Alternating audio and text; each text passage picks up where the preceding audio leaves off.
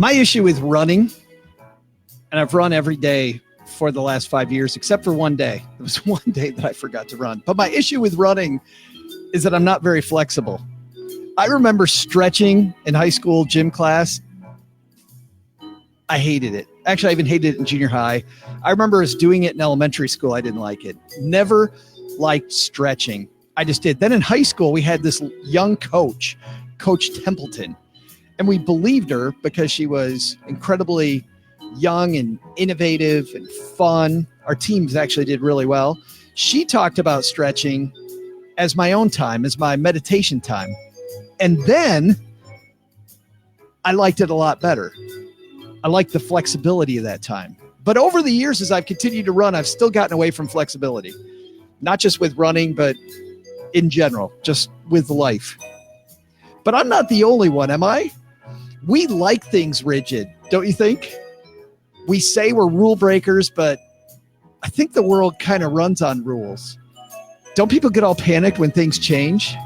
Mentor of mine said one time, change, it's the only constant. And then I found out that he actually stole that phrase from a Greek philosopher.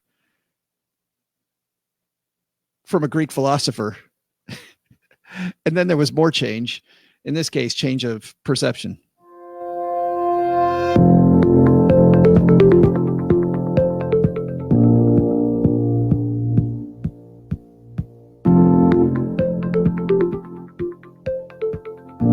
Live from the 3-room apartment over Uncle Jack's garage while the basement's being renovated. Hey, everybody, I'm Joe Saul-Sehy, Average Joe Money on Twitter. Welcome to Money in the Morning. This is the show where normally I get to pontificate myself about not one, but 2 headlines ripped from the current press. But sometimes we have friends of the show on, and today is that day. We have a friend, Karen, waiting in the wings, and she's going to be going through a couple headlines that she chose for the show today, and I can't wait to get this party started. But before we get to Karen, let's say hello to Lemonade. Lemonade is a new type of insurance. And by the way, when it comes to Lemonade, I'll talk about this later. I just applied for a Lemonade policy today. I have it waiting. The second we're done, I have to put in my credit card information. We're ready to go. But thanks to Lemonade for supporting Money in the Morning. Get Lemonade Renter's Insurance, what I'm doing, in seconds by heading to stackingbenjamins.com/lemonade. With zero paperwork and zero brokers, it couldn't be easier or faster. That's stackingbenjamins.com/lemonade. All right. We've got a special guest today. We've got a heck of a fun show. So, Laura, why don't we get this party started? Who needs coffee when you have Money in the Morning headlines? Who needs coffee? We don't need coffee. You know why? Because we have a special guest today. She's going to be the coffee on this podcast, bringing it actually to life, saving the show. Let's say hello to our good friend, Karen. Karen, Good we got morning. her? I think we got her. Wait a minute. Hold on. Uh-oh. I'm not great with the video. For people listening to this, they're like, well, no, you got her. She's there. But for people that are watching on Facebook Live, we didn't have you. There you are. Karen, what's happening? Good morning. I'm so happy you're here. So how long have you and I, we've known each other maybe now for what? Online, Facebook buddies, 3 years, 2 years? I'm thinking 2 years, yeah. Yeah. Well, how did you discover us? What bad thing happened in your life that made you discover us? I got sick of Dave Ramsey's voice and hearing the same thing kind of all over again. And I needed a change. Well, So I Googled the financial podcasts, and Stacking Benjamins was, I think, number 1. And I have a son named Benjamin, and I said, sounds like a good one. let's talk a little bit about you. I think you're an engineer. Yes. Does that mean you drive trains? No. I sit behind a desk all day. And you're also a mom. How old are your children? One is 9 and the other one is 4. Well, awesome. Benjamin is 4. And actually, that's going to be our first topic today. Let's bring up your first headline. This one comes to us from KREM2 and is written by the people at USA Today, actually. No more Mondays Colorado school district moves to 4 days a week. A Colorado school district is transitioning from a 5-day week to a 4-day week. Beginning this August. Brighton Bay School District 27J announced Monday the 4-day week will entice quality teachers and allow for the allocation of resources to items more critical to the district's, quote, primary purpose. Quote, we're confident it's going to attract teachers and keep them, District 27J Superintendent Chris Fielder said. I haven't had teachers say that this is a horrible idea. Other hopes for a 4-day week are that it will reorganize and create time to support teacher development and preparedness, create a school calendar that increases instructional time and is clean, clear, and concise, making it less difficult for families to manage. Quote, I realize this will be a significant change for our students, their families, and the communities we're so fortunate to serve, but our district can no longer be expected to do more with less financial resources, the release continued. The new schedule follows the district's 6 failed attempts to get more money through bond elections. With the new change, Fiedler said they hope to save around $1 million in 3 key areas by not running school buses on the days with no classes. He said the district estimates to save around $700,000. School District 27J plans to tack on a couple $100,000 more dollars by not paying for substitute teachers. The final big savings, Fiedler said, would come from utility costs, but it's unclear how much that might be. While the school district plans on saving money, some parents will have to pay a little more for childcare. Fiedler said the district offers childcare services on the days kids won't be in school. It costs $30 a day, which he admits isn't as great as the option parents currently have when their students are in class, aka school as daycare. This is not your school district, Karen, but this is also happening where you live. Yeah, we're having early outs on Wednesdays, which is really changing the whole, kids are in school and then you can pick them up at 3. Now they're out at 2. Well, so as a parent with a juggling being a mom and having a full-time job, they talk about the economic impact of this, but there's also an impact at work. How do you manage that? Yeah, your employer has to be flexible and willing to work with you, or, other families will have to step up and take your kids, while you're still at work. Now, it's interesting. There's some takeaways that we have from this. What was your big takeaway from this piece? That you constantly have to be flexible. So, and, change always happens and you have to be ready for it. I think that when it comes to my thoughts about this piece, the first thing I think of is it work? Because what if you work at a job where it can't be that flexible? So I think that speaks to the resume. And I think a lot of us don't spend a lot of time working on our resume. We spend a lot of time, doing all kinds of stuff. Whenever I think about my resume, I think, oh yeah, someday I'll update that in case, Stacking Benjamins goes under. Well, if I need to find another career quickly. But seriously, how long has it been since you've worked on your resume, Karen? Actually, we're just working on them now because our jobs are going away. Oh, are they really? Yeah. Um, we work on an asbestos project in Libby, Montana, and we did our job. So now our job is going away.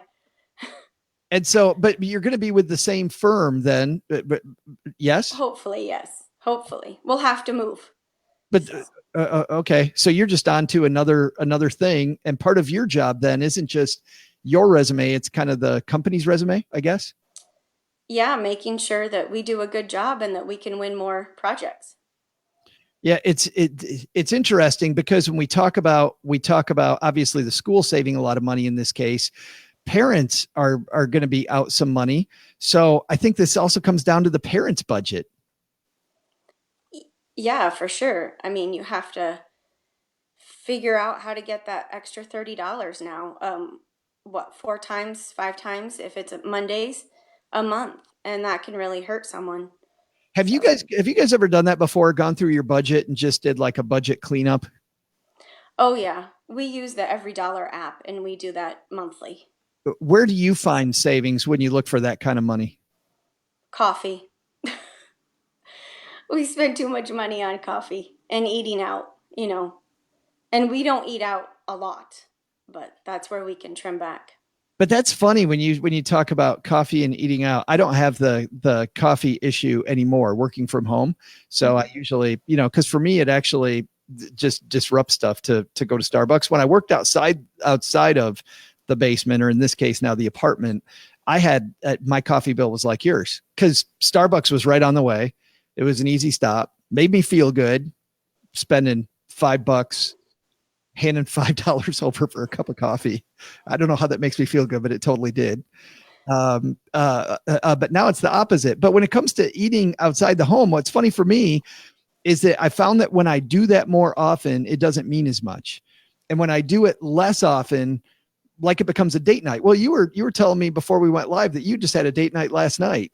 Yes. Yeah. Did you guys go out to dinner? No, we just went to the movie. Oh, nice. And okay, we got to ask you about that. What did you see? Risen. And? It was good and it was free. Oh, how was it free? The one theater in our town does a free movie once a month. And you picked date night specifically because it was free night? I actually didn't know it was free, but it's by donation. It goes to a certain donation in the town. So. Oh, that's nice. Yeah, that's cool. That's interesting too, though. Finding out some of the civic things going on in town. I noticed that, like, I never get these people I'm going to get on a rant here for a second, Karen. I never get these people. Like, I had to go into the mall last week. I haven't been in the mall in forever, but there are groups of people that just walk around the mall for fun. And I think to myself, like, why do I want to walk where all the stores are? Because every time I walk around the mall, all I'm going to think about is how I want all this stuff that before I got in the mall, I didn't really care about. You know what I mean? Mm-hmm. Yeah. The temptation's there. Yeah. Yeah. But if I look at what Texarkana is doing as an example, they have a movie night in the park, which is free. And I know the park director fairly well. And he said they can't get people to come to all this free stuff. They offer some of the coolest stuff and they can't get people to come. I go to the mall though.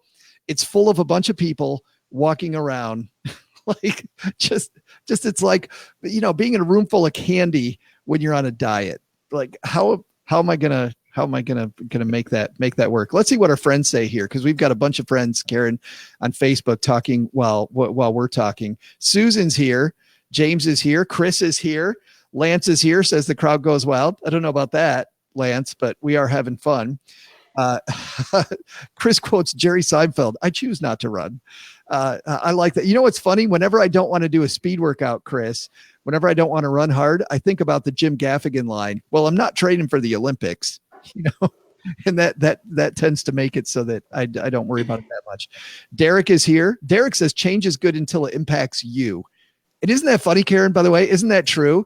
Like, you can look at this piece and further up, I see that somebody's talking about the political piece of that piece. And Chris, we're going to stay away from the politics of these pieces. But everybody, when change happens to you, that's when all of a sudden you're like, oh, I don't think I like this very much. What did you think, Karen, the second that your district came to you and said, we're changing what was the first thought in your head? Actually, they had done the year before late starts. And so the early outs was much better than a late start. That's but did you think about the money aspect? No, well, kind of, but my company's so flexible that my husband and I were able to make it work. It's funny. So, I mean, there was a conversation in your family though. I mean, like, this wasn't just about the school district. There was a big conversation about how we going to juggle this. What did your employer say? Or was your employer involved at all? No, I was working 30 hours. So I would just work a little bit extra on the other days that he was coming home later. And so then I was able to pick him up. Oh, that's cool. So you had the flexibility to do whatever. Mm-hmm. David says malls, they still have those things. And Paul says, and this is interesting, unfortunately, free is not seen as good, which I think is also true. Let's move on to our second piece here. Our second piece comes from, and Karen, I just had it. And now, of course, I don't. There it is. Comes to us from CNBC. And this piece written by Darla Mercado. How women can trim the retirement savings gap. Women put in a lot of free labor in the form of caring for loved ones, and that's costing them in retirement. A recent survey by the Mass Mutual Insurance Company found that women expect they'll have a 5-year income shortfall in retirement. Men, on the other hand, believe their income will be enough to meet their needs. Mass Mutual, working with Greenwald and Associates, pulled 804 pre-retirees and 801 retirees online in January. Today in the U.S., women earn about 60. Scratch that. That's why I love doing this live. I just make up numbers. Today in the U.S., women earn about 80 cents to each dollar a man makes. Couple the difference in wages with the fact that women in the U.S. tend to outlive men by approximately 5 years. And you can see why their fears of outliving their savings are credible. Further, nearly 2 in 3 female workers who took family leave were the primary caregiver, according to data from Pew Research Center. Once a woman's left the workplace to care for others, even temporarily, it's hard to make up for lost time and earnings when she returns. Quote, the income often never recovers, said Teresa Hassara, head of Mass Mutual Workplace Solutions. You can't get back to that income trajectory. Here's what women can do to shore up their savings. I want to, before we get to these pieces, Karen, I want to talk about these and your personal situation. This was partly you. When you had a family, you cut back. Yes, I went from 40 hours to 30 hours. Now, how did you and your husband decide it was going to be you that cut back and not him? Well, I wanted to completely retire and just go on be a stay-at-home mom. Yeah. And okay. And looking at the budget, we were like, no. So, do you still want that to be the case? At times it would be nicer. You know, my kids were complaining that they don't have a summer because they go to daycare all day. So they still have to get up at 7 and, get out the door so that I can be work at 8. Got you. Let's walk through this then. Different things that you can do. Number one, a spousal IRA. If you leave the workforce for a few years and your spouse is still employed, consider establishing a spousal individual retirement account. Individuals can save up to $5,500 each year in an IRA plus $1,000 if you're over 50 and over. Bear in mind that rules apply. One spouse must be earning income in order to sock money into an IRA. The couple must file a joint income tax return. They must be married. And it goes through a few other rules, like you can't do it after 70 and a half. You can't make contributions to traditional IRAs. That same age limit applies to stay-at-home spouses.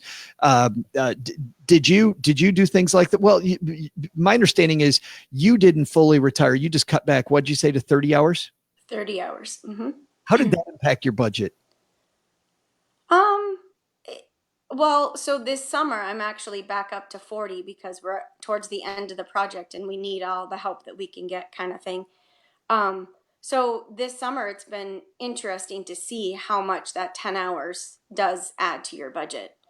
It's pretty nice that we can sock away more money. Is that what you do with the extra money? Like, because you said you're using every dollar to budget. So you have this zero, what's it called? Zero sum budget. Yeah. So every dollar has a home. You take all that extra money and sock it away? We're trying to, at least on paper. So what do you find gets in the way? Little gifts or things that I see kind of for the kids and I'm like, oh, I want to get that for them. It's not that much money. Or I was really tired last night and I need another coffee.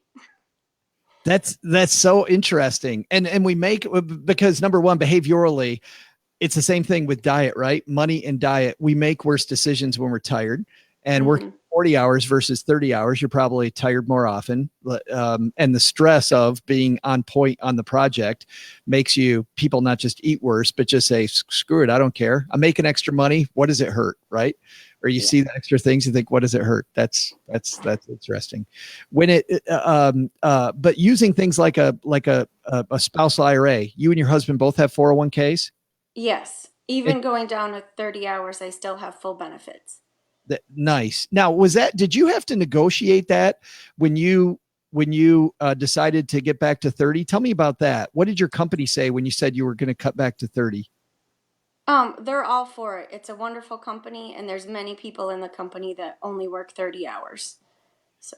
when you did that, did you think that in this piece, they talk about women taking time out or slowing down their career, that then they never get back that trajectory? Do you think that cutting from 40 to 30 for you personally, did that change your trajectory? I think so a little bit. It hurts that, also having a family, I can't travel because my husband has to travel some. So if there's a project that needs me to travel, it's hard. And most of the time I have to say, no, I can't take that project. Yeah, I think that would definitely hurt your trajectory.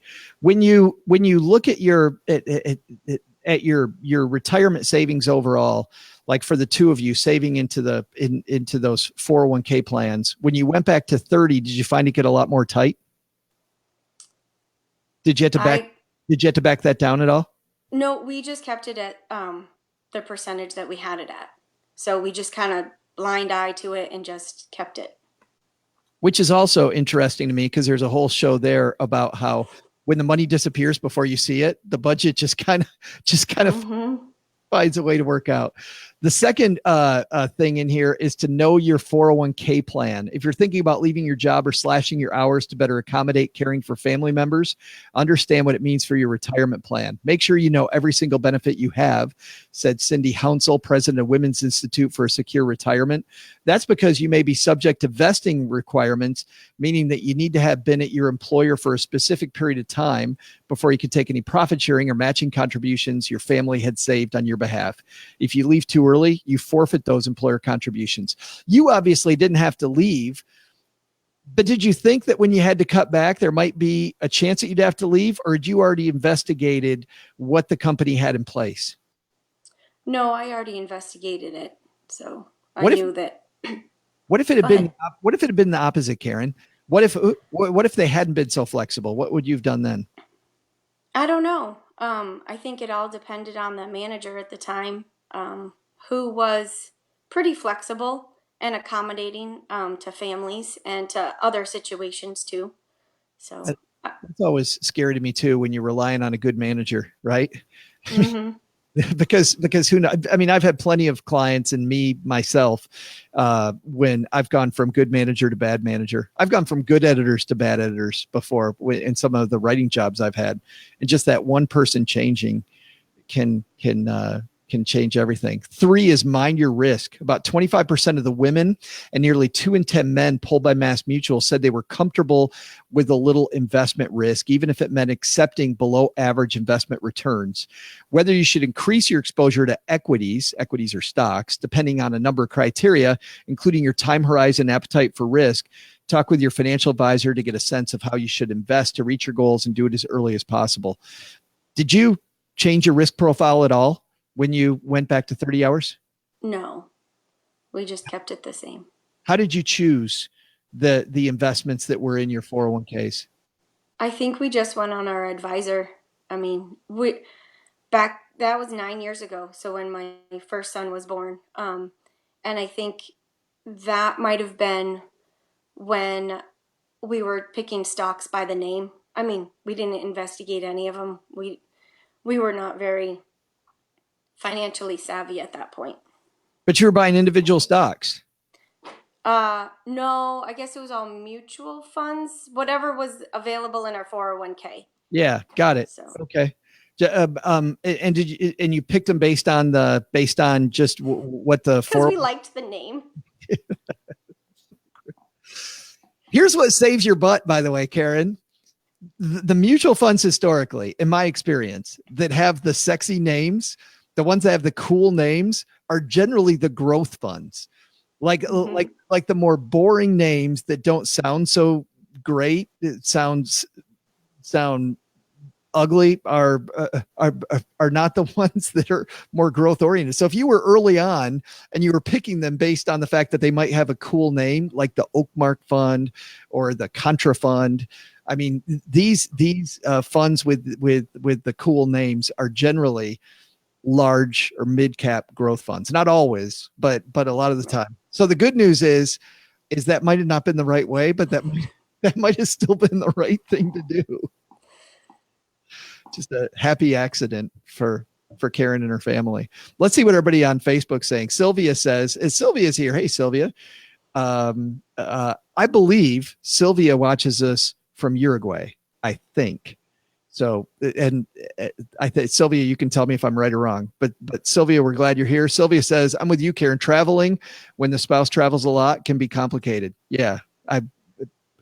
Juggling. How does your family juggle that, Karen?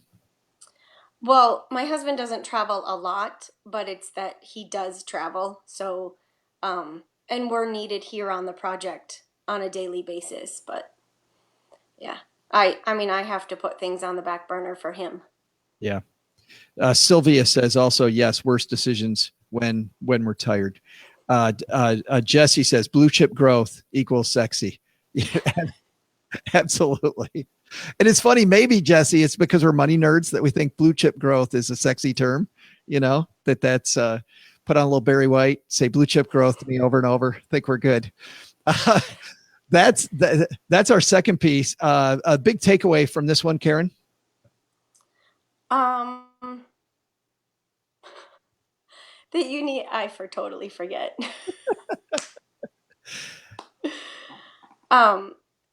That you have to be flexible, and again, the same thing from the other piece that, change happens, and you and your spouse have to figure out what you can do to help you for in the future, and not just think of the everyday day-to-day things. And I think even for single people out there, there's another, I like that takeaway.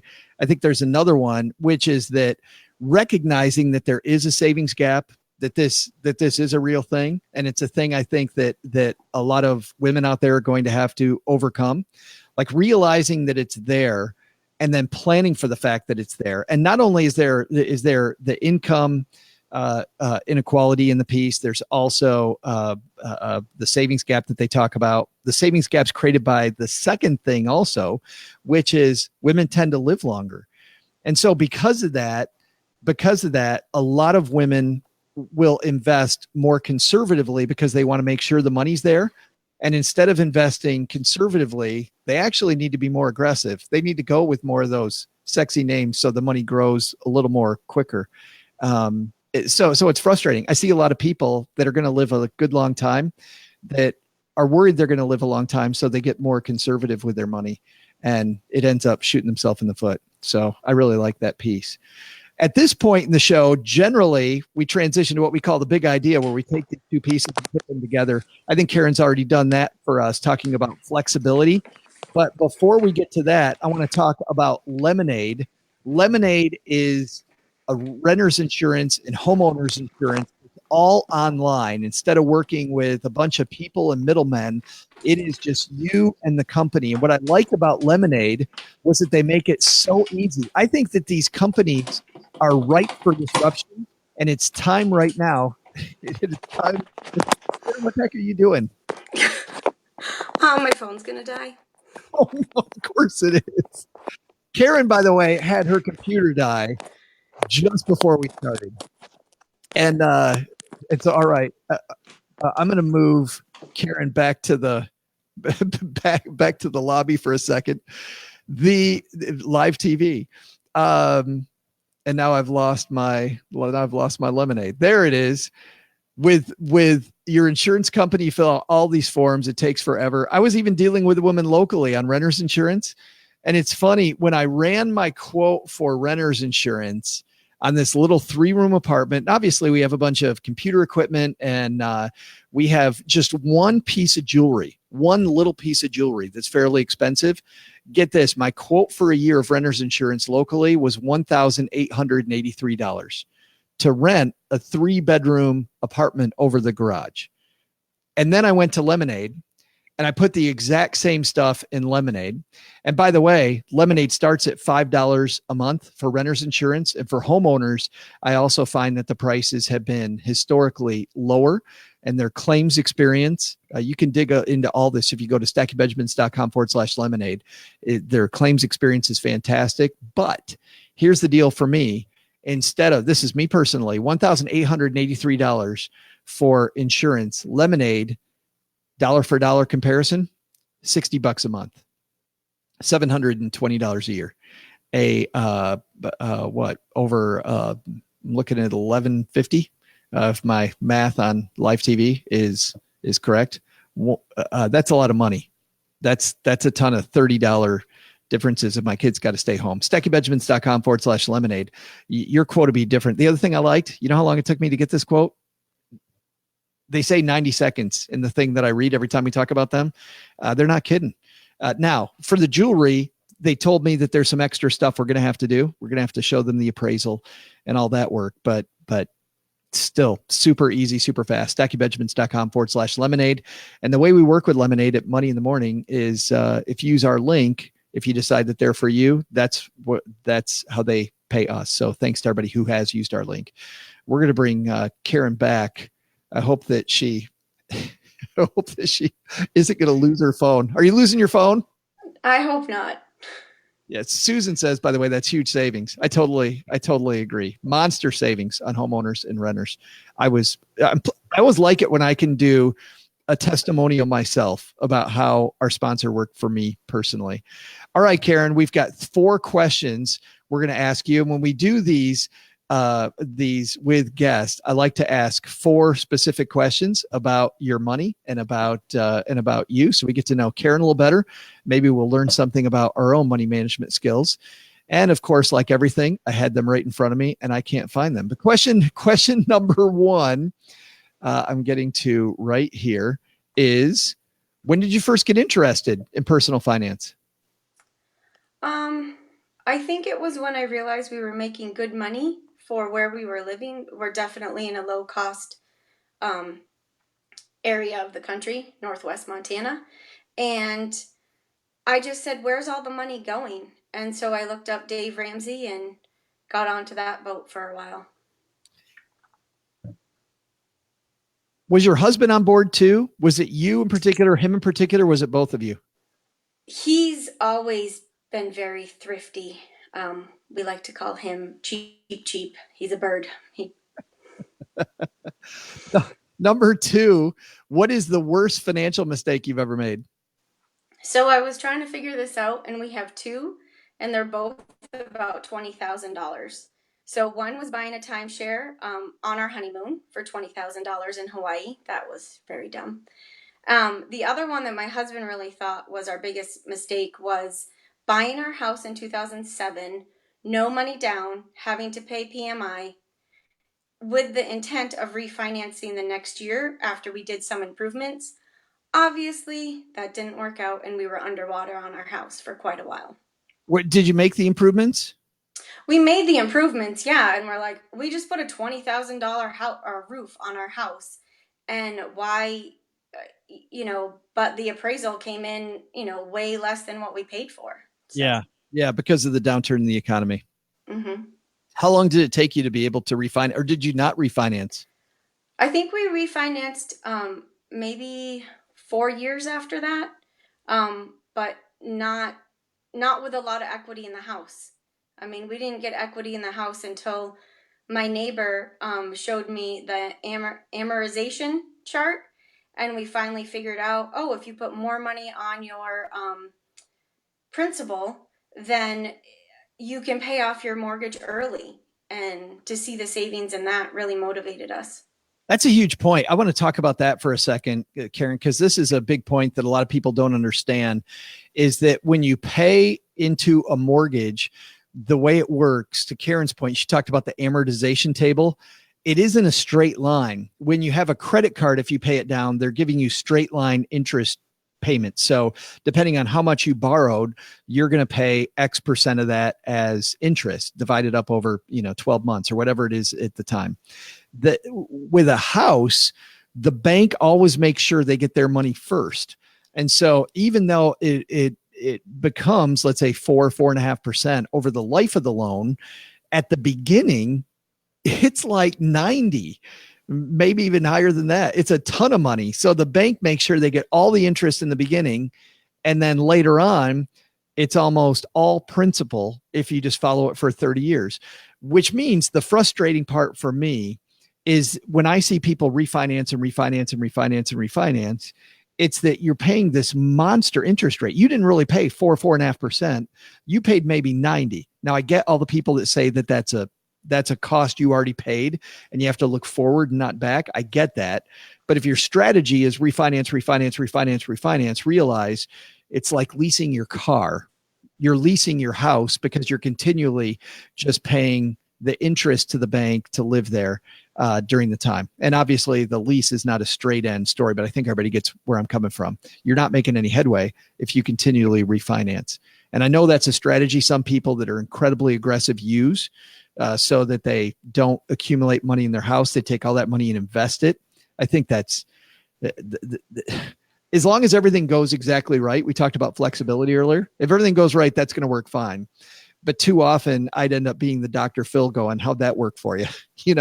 Where it didn't work at all. I want to go back to the timeshare though. Well, seriously, because I don't, and Paula and I had this fight on the Afford Anything podcast. I don't hate timeshares. So tell me about that. Did you do the whole free trip or low cost trip if you do the timeshare presentation? How did that happen? Yeah, we got something in the mail. It was like $700 for 5 nights in Hawaii. And I was like, let's go. That's going to be our honeymoon. So we booked it. I even think before we had the wedding date planned or something like that. And so we went there, did the timeshare thing. My husband hates vacation. He hates spending money, especially on vacations. He doesn't like the water. So I was like, let's buy a timeshare in Hawaii. And then That's the that perfect place to go. yes, and then that will make you go on vacation with me. And so yes, we bought a 6 person timeshare, so we could invite our friends. They can always come with us. Everyone wants to go to Hawaii all the time. And we used it different places, but it was like pulling teeth to get people to come with us, to try and coordinate everything to do that same week. So that was really a pain. And yeah, my husband would bring his fly tying stuff and would tie flies at the table because he's a fly fisherman. How was the sales process when you were buying your timeshare? Pressure. And I was emotional and I just wanted it. And my husband was trying to be rational, and I didn't want no for an answer. So, but yeah, it was a lot of pressure, and they don't take no. Yeah. How many times did he say no before you finally did it? Not too many. Okay. I was Because you were really on it. all in. Yeah. Yep. I think that here's my thought process about timeshares, and it kind of is the same thought I have about life insurance. I think they get sold way too often to people who they shouldn't be sold to. I think that the pressure to buy them tactics are horrible, and they don't have to be. It's like permanent life insurance doesn't have to be pressure tactics if it's used in the right situation, but it seems like it never is.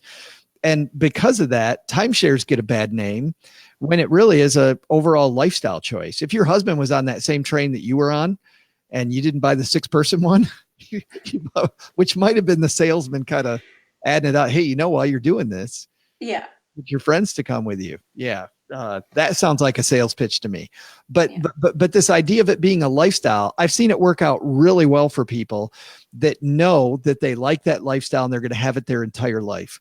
Just like leasing a car is a horrible idea for a lot of people, but for the right person, let's say a real estate agent who needs a new ride all the time, and it's more of an investment. They're taking people around, and I get it. The car is part of the sales process.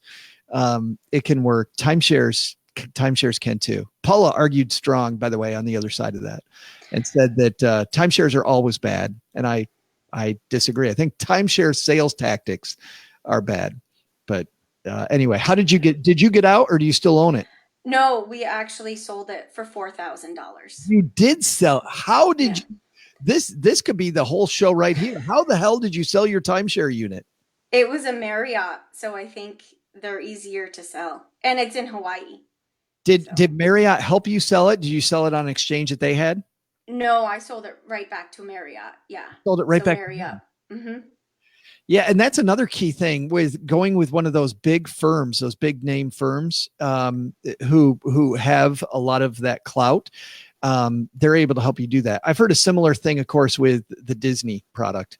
That those are much easier to sell too if you decide that it's not for you. But holy cow, that story of selling it back, I almost never hear. Like, you must have friends that have timeshares that couldn't sell them back. I don't think I have any friends that have timeshares. I think I'm the only one. You're the only one with that particular story. Yes. All right, let's move on to our next question, which is, how'd you get out of it? We already talked about that. And then let's end with the fun one, Karen. This one's much better. What's your biggest financial win? I think it's putting into the 401k blindly, just taking it off the top, a percentage, you don't see it. And we started that right at the beginning of our careers. So Automating your savings. Mm-hmm. What's cool is if you take that and do it the same with 529 plan savings for the kids, you do the same thing with extra savings and always have it direct deposit if possible. If your company won't do the direct deposit, have that money deposited into maybe even a separate savings account and then go into the right places. Hiding money from yourself for me is a huge win. If I can hide money from myself, Karen, that's how I win. If I have $1 in my pocket, it's gone. Yes. Good stuff. Thanks for hanging out with us today. Thank you. This has been a great time. I'm glad your phone lasted. Me too. I don't think anybody knows how hard this was, but we made it work. Hey, and Paul asked if your husband gave in to the salesman or you did. Well, it sounds like you were the salesman in this case. Well, yeah, because we were married, but since it was our honeymoon, I hadn't changed my name yet. So like I bought the timeshare, but it was our money. So. Boy, there's no tension on your honeymoon. I'm sure there was no tension to that at all. No, that's why our anniversary is a hike in the mountains every year. Better for everybody. We'll leave it right there. Thanks, Karen, for playing. Thanks, everybody on Facebook for hanging out. Thanks, everybody at home for listening. Go Stack some Benjamins. We'll see you next time back here at Money in the Morning.